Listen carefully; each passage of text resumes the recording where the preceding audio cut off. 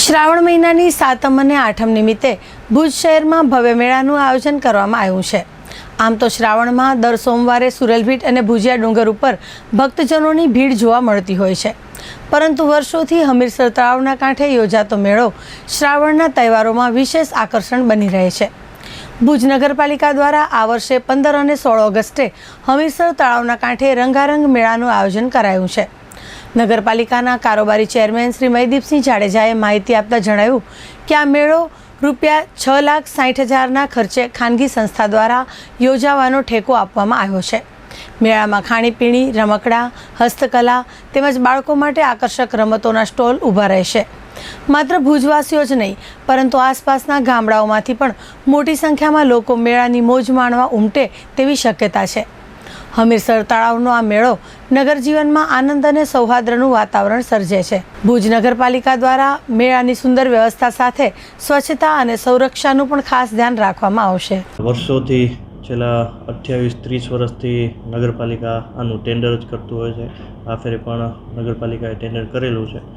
17 તારીખે આપણે છાપામાં જાહેરાત આપેલી હતી અને 7 દિવસની મુદત બાદ 23 તારીખે છેલ્લી તારીખ અંતિમ તારીખ હતી। 23 તારીખે 3 ટેન્ડર ટોટલ આવેલા છે અને આજે 24 તારીખે આપણે ટેન્ડર ખોલેલા છે।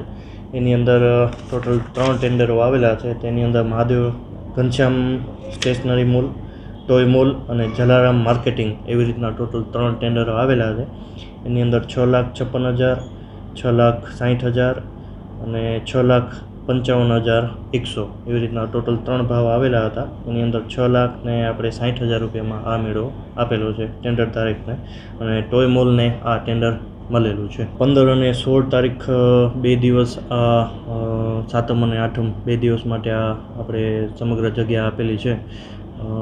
હમીરસર તળાવના કાંઠે એટલે ઓલફેટ સર્કલથી કરી અને લેક્યુ સુધી ને લેક્યુથી કરી અને ખેંગાબાગ સુધી એવી રીતના આખો સમગ્ર જે રૂટ છે હર હંમેશા આપણે જે રૂટ આપતા હોય છે એ જ રૂટ આપણે આપીશું।